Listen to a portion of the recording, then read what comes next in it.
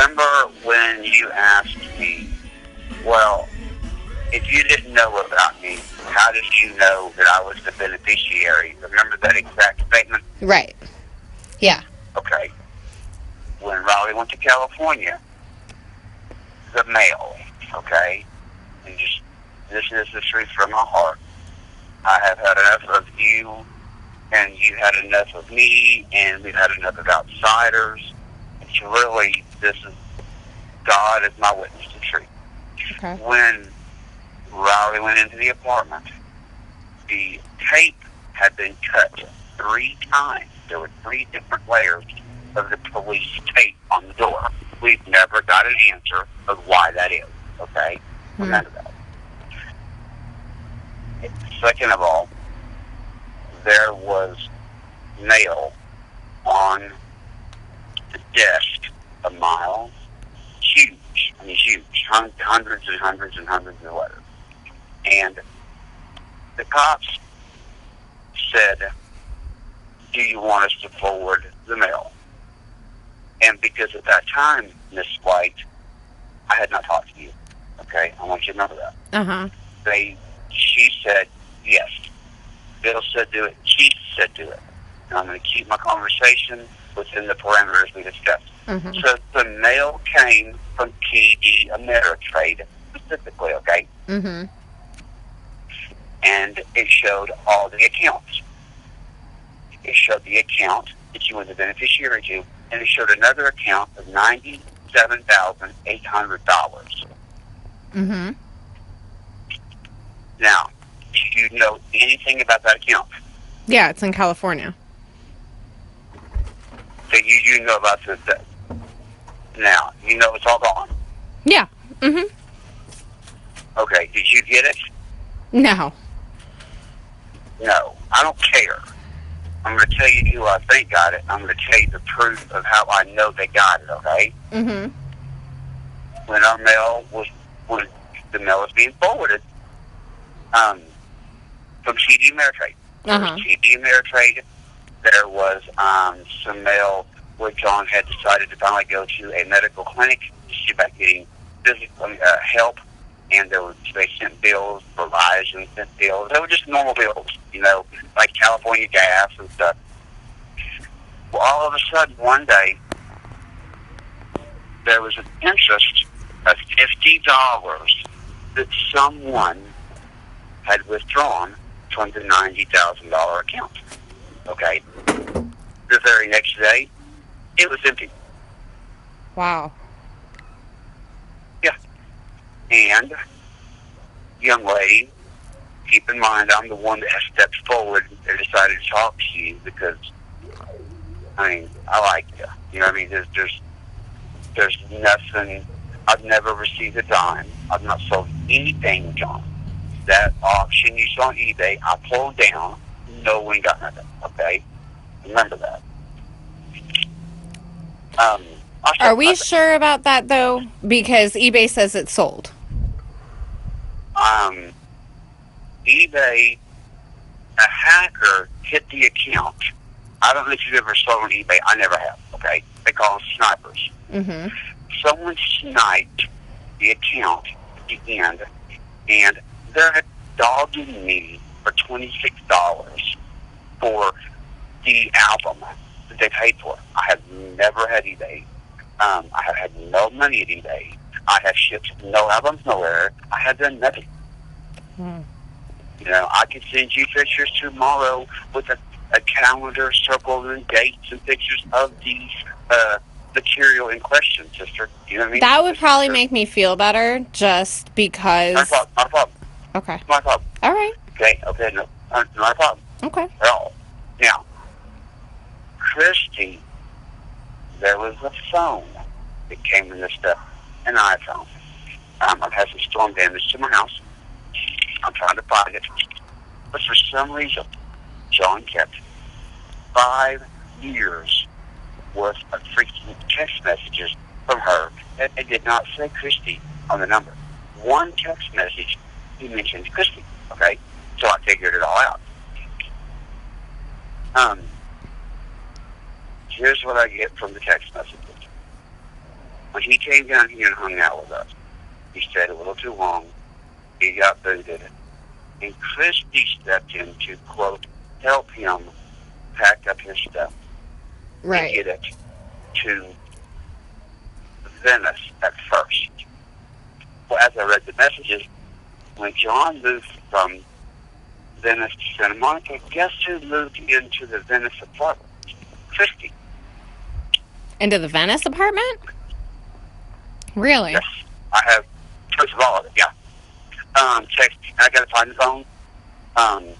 Like I said, our house is the best. So it was messages like, I'm in town. Should we meet at our normal place or should we meet at your place? Now, you don't live in Pennsylvania and have that message.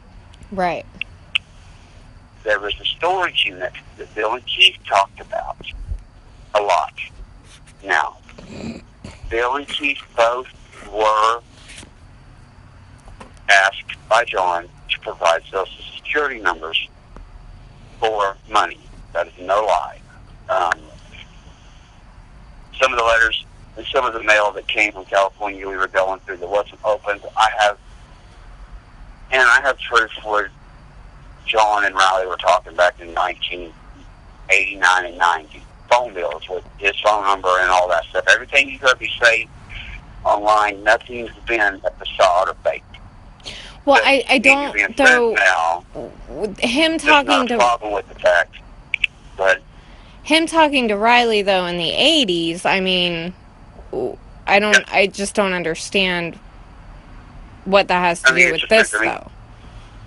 They were friends. Well, okay, who is Bill and Keith? Was very good friends.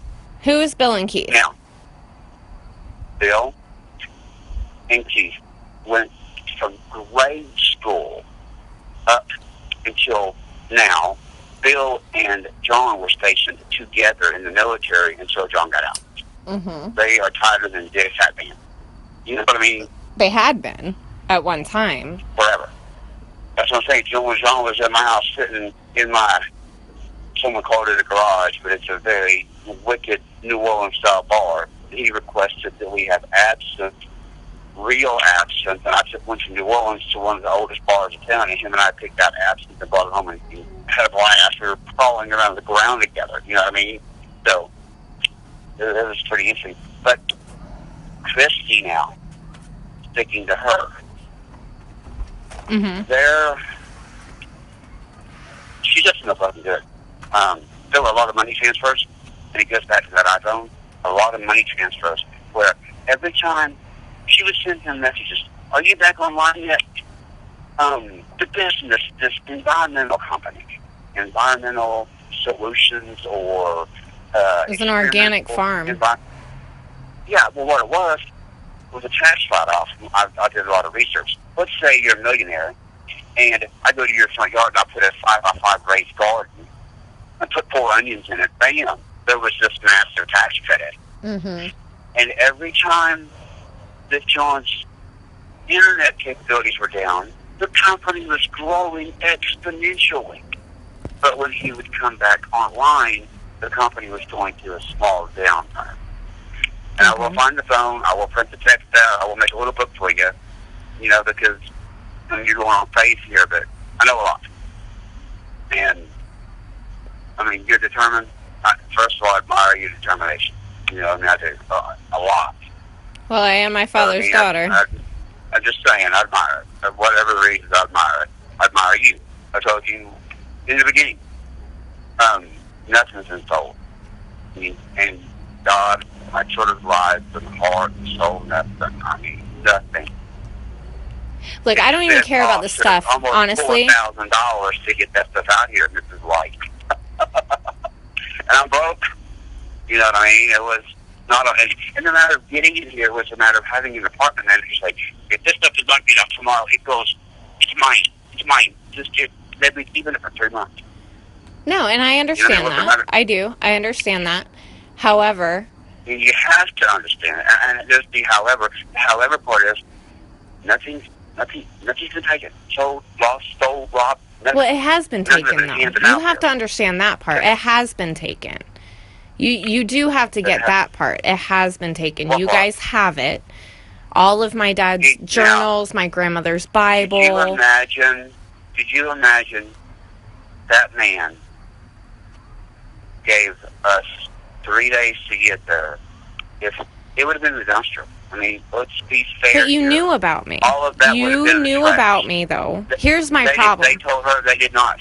They told her they had no idea. They told her who's they? 72 hours to empty the place out. Who's they? It's all going in the dumpster. Who? The apartment manager there at the. Okay, but Bill and Keith. But Bill and Keith know who I am. They absolutely know who I am. In fact, no one ever told us. I contacted Keith. At that time, no one told us at that time. Except for the coroner's office called Riley, though, on the cell phone. No, they did. They called and she picked up, and they said the coroner's office called Riley when she was out there because I was asking who she was. While she was out there, correct? Yes, and she said that she was John Wylam's only daughter, only child. Because when she got to the apartment, there was a letter from a lady named Vera, and we had it.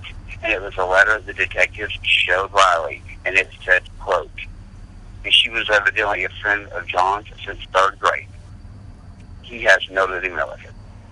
There are no living relatives. And that is what the detectives started their branch on, was that letter from Vera. So then how did Riley claim to be his daughter? Because when she went out there, okay, he'd always been calling her and contacting her. And like we told the detectives here, okay, everything, he would have been a John Doe, and the apartment complex would have taken everything. Everything was theirs. They basically, the weirdest thing, and let's not get outside our boundaries because I don't want you leading me into nothing, into this fraud. I'm not trying to lead you into anything. I just want answers. Okay. I apologize. Then. I just want answers. But the apartment manager, everything was his. You read the letter from L.A. We talked to the people in L.A., the same letters you got, because of the value of the apartment. It was property of the apartment complex, period. Right, because nothing in that apartment was worth much to anybody but me. Exactly right. And because my mom passed away last year, and my cousin stepped in and took everything from me, and my mom hated me, you have to understand, in a weird kind of way. I still do have feelings for understanding your point. But the point was, if nobody would have contacted nobody, you and I right now, there would be a John Doe, because he was identified because of Riley's knowledge of his medical service at Keysborough Airfield, where he was stationed with Bill. That those dental records were the records they used to identify John. Right. Right. And so if we would have played a sci-fi movie and taken Miss Riley out of the picture, there would have been a John Doe, and there would have been absolutely nothing left in this world of John Wylam. Here's the thing, though. I was, believe it or not, because I know you don't, but I was trying to find my dad. I'm open-minded. I was trying to find my dad. The last place that I wanted to look was the morgue. I couldn't. And here's how it started. I couldn't look to the morgue. Right. So no one could find him. I mean, that was the thing. No one had contact. Well, and when I did contact the morgue, they said they didn't have a record of a John Wylam being deceased in their morgue because they hadn't identified him yet. So I was... What date was that? I mean, just God, I gotta look back. I think April the 13th. Yeah, that was his date of death. But I was looking around because my dad, being a writer, did what he did, and there was many times I couldn't get a hold of him. I mean, let's jump back to Christy. This phone that I got to find for you. The last text of the 5 years worth of text was her saying, "Are you alive?" And what's funny, I was able to pull the Google locations for text messages. He was in that town asking if he was still alive at the exact same time that they were opening the apartment within a few minutes. I mean, going in to get him. She must have been standing there watching him. She was in Santa Monica? Yeah, when She was in Santa Monica asking, and the very last text is, "Are you alive?" And that message was sent. And I wasn't standing there. I can't tell you when the detectives went in, Anna, but I can tell you that it was the day within a couple of hours of when they opened up the apartment to go in there to find out what was going on. The tape, see, living in Santa Monica had been to the apartment 2 times telling him his rent was due. I can't understand why no one can smell decomp standing at the front door. I can't fathom that. Well, that whole situation was ridiculous, and they know it. I personally think there was money in there they went in and got. When I could find the phone, John had requested his agent in Toronto to release all of the money. In those text messages, he would not do that. We needed to quote, "Can we talk about this?" Because before I knew who you were, I called, I found the card and John's stuff from my TD Ameritrade. And I called to ask. I have a question. I have a lot of money. I go to the City Bar one night. I got a buzz. And I told the guy that was John's agent at the time. He was fired from TD Ameritrade. I don't know why, but I said, if Miss Big Titties is rubbing her shit on me and I decide to leave her all my money, can I do that? He said, yeah. And I said, what kind of ID does it take? And you can call TD Ameritrade tomorrow and verify that. I said, what kind of ID does it take? It doesn't take any ID. We will probably call you the following day, and if we feel you're inebriated or we feel that you're not in your right state of mind, we'll ask you a few questions. But as long as you answer the questions properly and a person can provide the ID, the money's theirs. That blew my mind. Really? Period.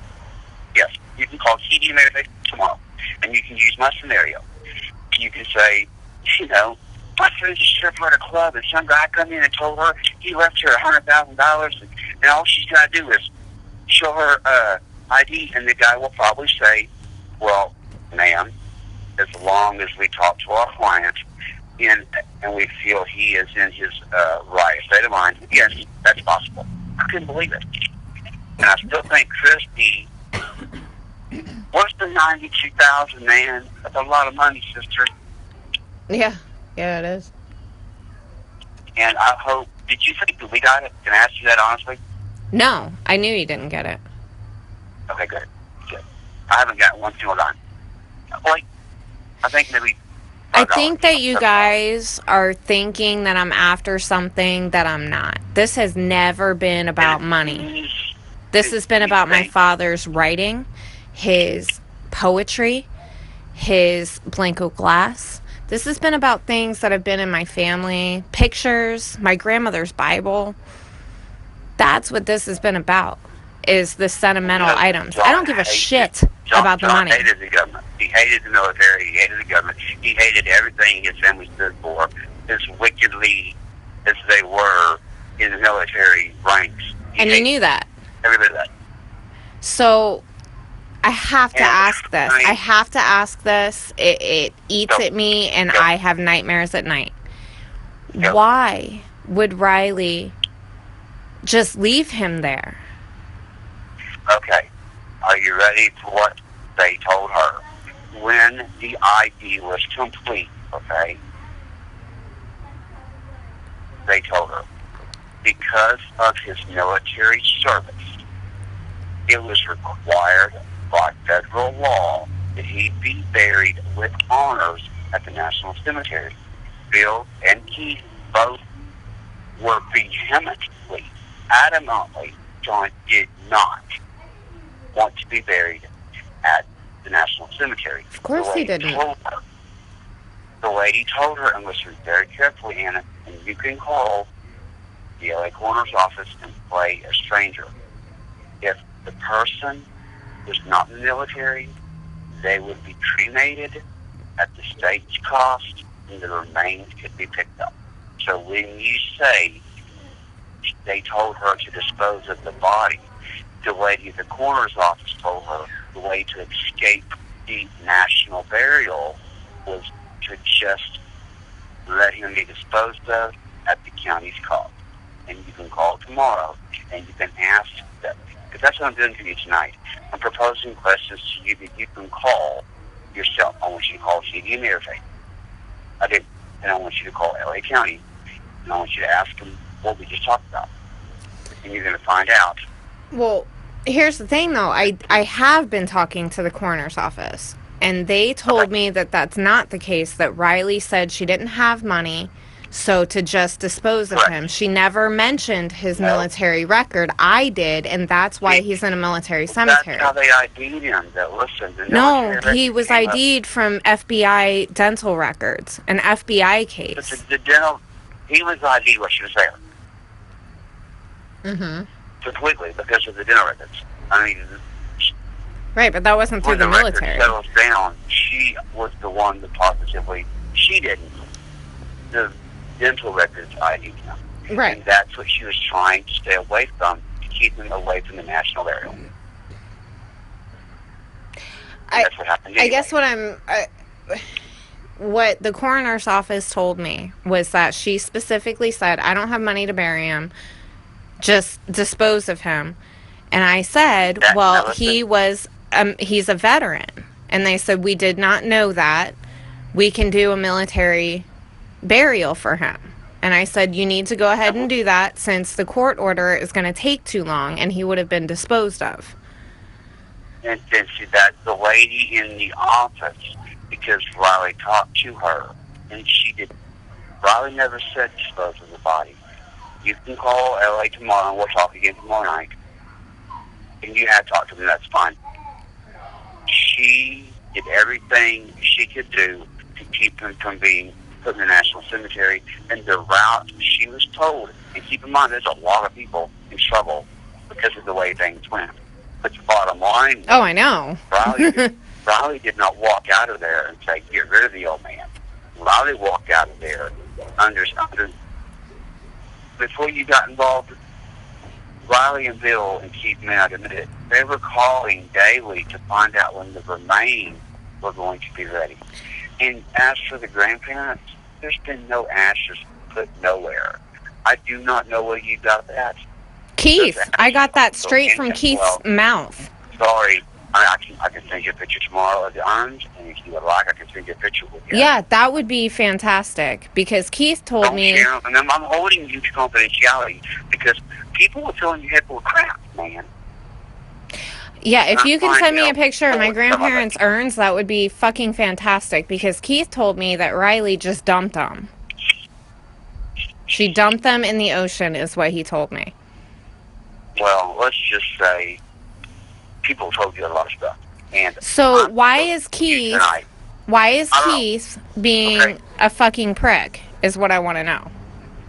I've never... he lives not 30 minutes away from me, Clay. He lives not 30 minutes away from me. I know where you live. I know where you live. So why did he not try and contact me when he knew my father died? And that And Bill, why not? Listen to me. Let's go back to the very beginning when Keith and Bill... Let's go to where the seed hit the ground of our relationship has been. They called asking Riley, you're pretty good at getting into finding stuff out. We can't get in touch with John. We think something's wrong. That is how Riley got involved, period. Now, why, when Riley about killed herself to get out to L.A. to ID, and she had no idea. Keep in mind, some of the stuff you wrote, you were under the impression we had an inkling to know what was even out there. We didn't care. We had no idea. It wasn't until Riley got there and said, holy shit. You know, they had the Living Santa Monica had a dumpster, one of those little construction dumpsters out there ready to empty like that, man. That's how close the line was here. And people probably aren't telling you that, but that's how it was. That's where it was at. You know, she stayed in there 3 days with sure smell of decomp, trying to salvage what she could, man. You know what I mean? Some of the stuff when she got back at church, had to help her get home. All that's true. She had no way of getting home. We had no money whatsoever. Taken the fall in Los Angeles. A guy named Gabriel helped get her home. I mean, there was no thought except going on Bill and Keith's wishes to keep their friend from being a John Doe. And please understand, that is the source of the entire story of it. Because they would not allow anyone to ID it over the phone. It amazes me that the man is in an apartment. None of his neighbors could say it was Kiama. Nothing. I mean, it's just amazing. I mean, if you were to pass in your house and your neighbor was to come next to you, you think that they could say, yep, that's down. You know what I mean? Well, they won't do that. They won't do that. I mean, the whole IDing thing, I get it. I know it happened.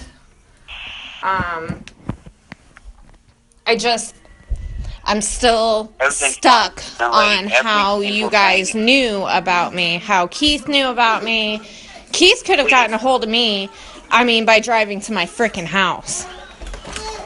Driving to my house. He could have come to my work. He worked with my mother. That's what I'm saying. He worked with my mother. We were never, no one, supposedly, our end of the story, there was nobody. When Riley saw the letter from Vera, the detective showed up, there was no living relative.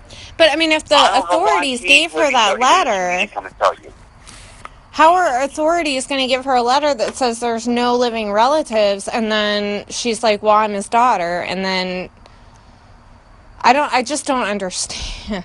And I don't understand why my father's belongings are being kept from me. That is what this is about. Well, I think the whole thing was the apartment manager wanted shit out of the house, and the coroner just wanted the body ID. I think, unfortunately, that... So what do you guys want? What do you guys want for me to get my father's stuff back? It would be nice, actually, to meet you. To what? And sit down. To meet you. And to sit down at the table somewhere and have a great conversation, and we'll go from there. That's it. I don't want to... I told you it cost us quite a bit to get whatever it was out here. But that's not even the question. No, it's not, because you guys shouldn't have been there. That's my whole point. I'm not trying to be nasty. I'm just saying.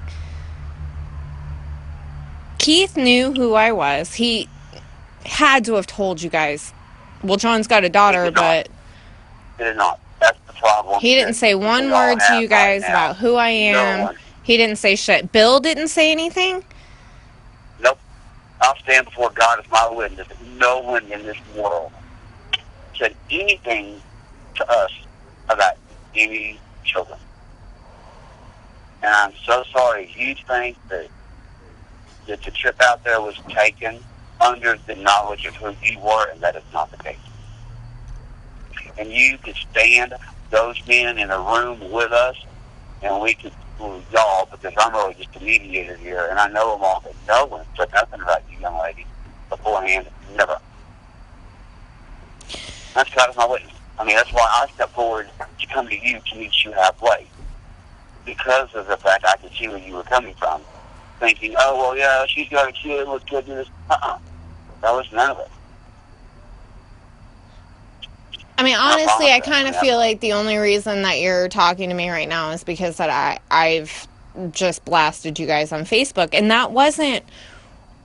No, that never needed to happen. None of that needed to happen. Had Riley not gone to LA, you guys wouldn't even know my name. We would not be talking right now. Had Riley not gone out there and said, oh, I'm John Wylam's daughter, none of this would have happened. He would have gone out there right now. It would be a John Doe, and there would be nothing. He wouldn't be a John Doe, though. That's what you're not understanding. He wouldn't be a John Doe. I was 2 steps behind you. 2 steps. The coroner's office called Riley while she was there and said, this girl is, calling, saying that she's his daughter. from what I'm told, Riley said, That's no, what I'm you were John's told, only and daughter. That's not the truth. So the That is coroner's someone office lied to me, is covering what you're the- saying. LA County No, Coroner's no, office lied to me. Is that what you're saying? They, like I said, those people there have their own issues. Now, like I said, when I called you, we had our boundaries, and that was about how I knew about my biggest question as your friend is, who the hell just stole $100,000 from Dawn? That's really, I know where I think it went. I think I know how it went. It went to Christy. Exactly. It was given to her.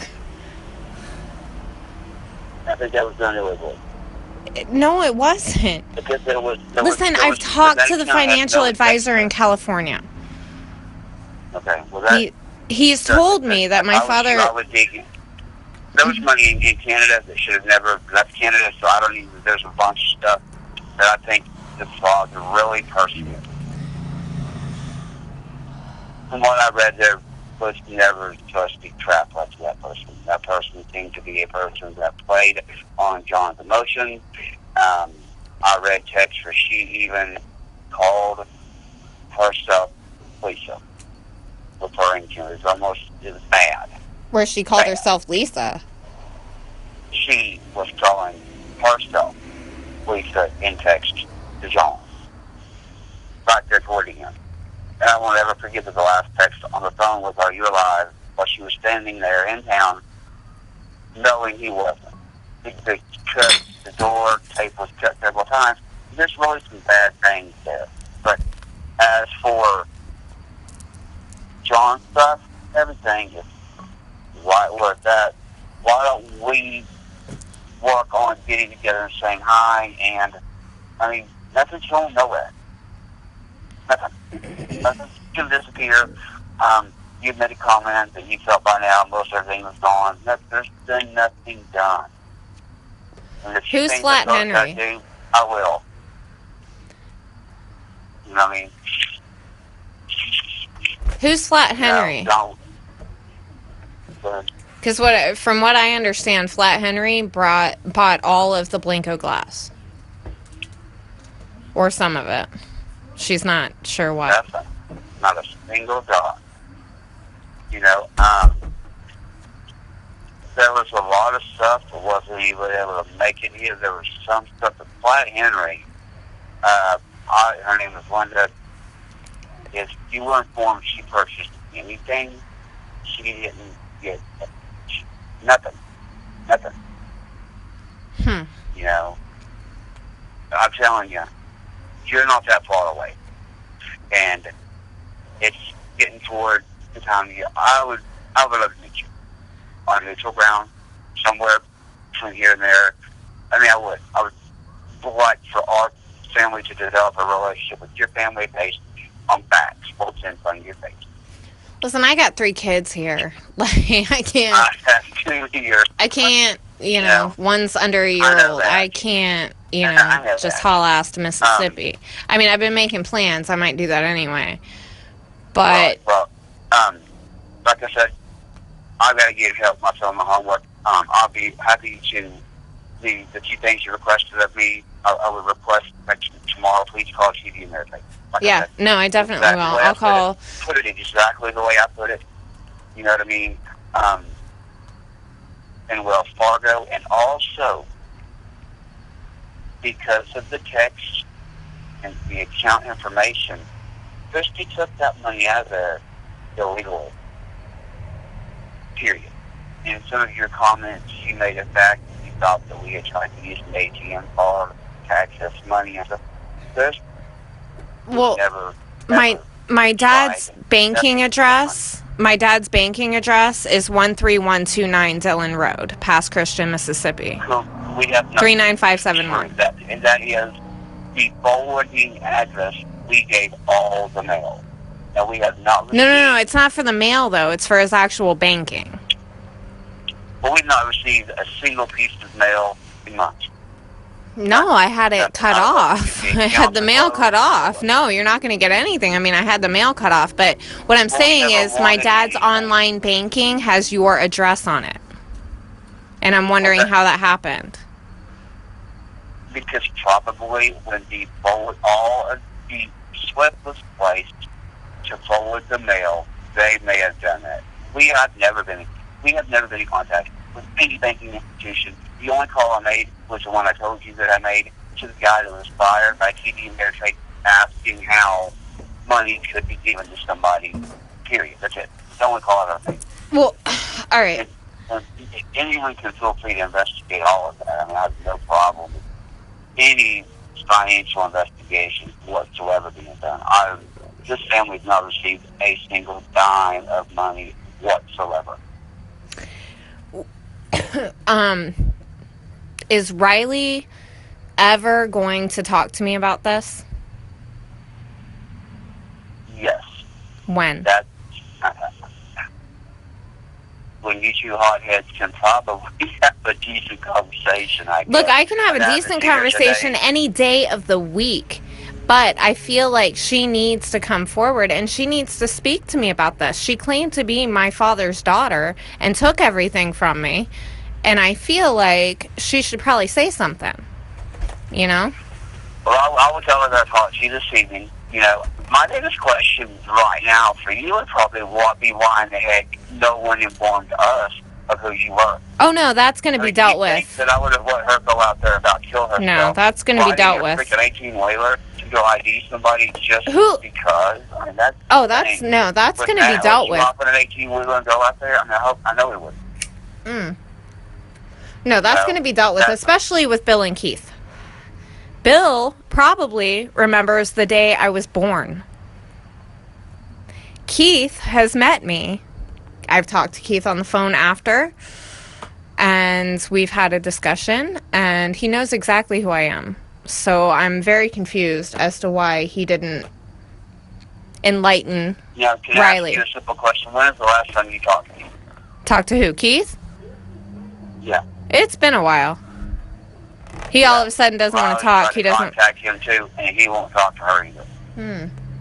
He's not talked to either one of y'all. We've not been in contact at all either, and that's why I asked. What about Bill? Out of the police stuff. It's been a while too. Because Bill just picks up the phone and says I have the wrong number and hangs up. When you get your Facebook campaign wide open, we just shut down communication with everybody. That's like right now. I changed my Facebook.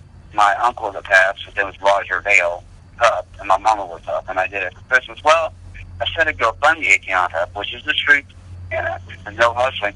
I can't even get money, and because the Facebook account associated with my GoFundMe account, after sending them pictures of my ID, and I did not know that you could not change your name for 60 days on Facebook, my GoFundMe account is dead in the water for 60 days. And that's nothing to do with you, but I just had no idea that, you know, they were pretty strict about, well, Mr. Ward, why is your Facebook account not your real name? I said, well, it was out of honor to my family.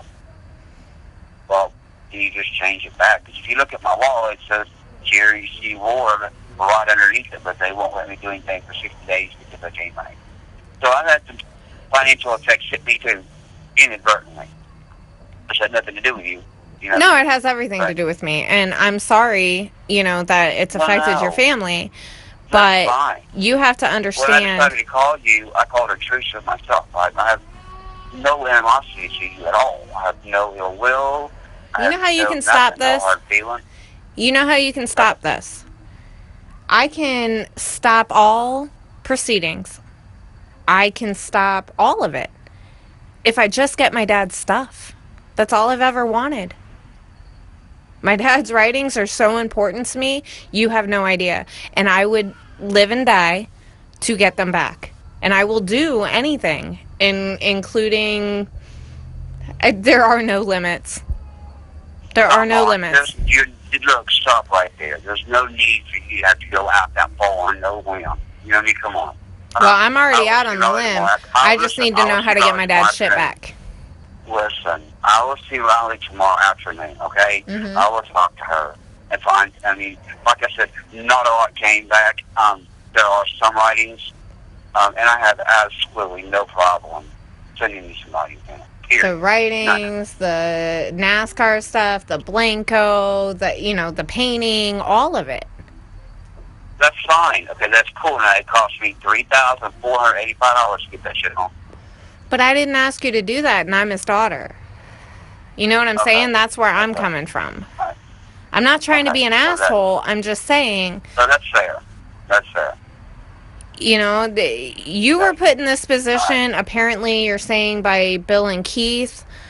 I didn't put you here. I'm putting this on the fact that we were asked to go out there by them, and we got out there, and we were showing information, showing that there was nothing but ID and an apartment complex ready to throw stuff in the trash.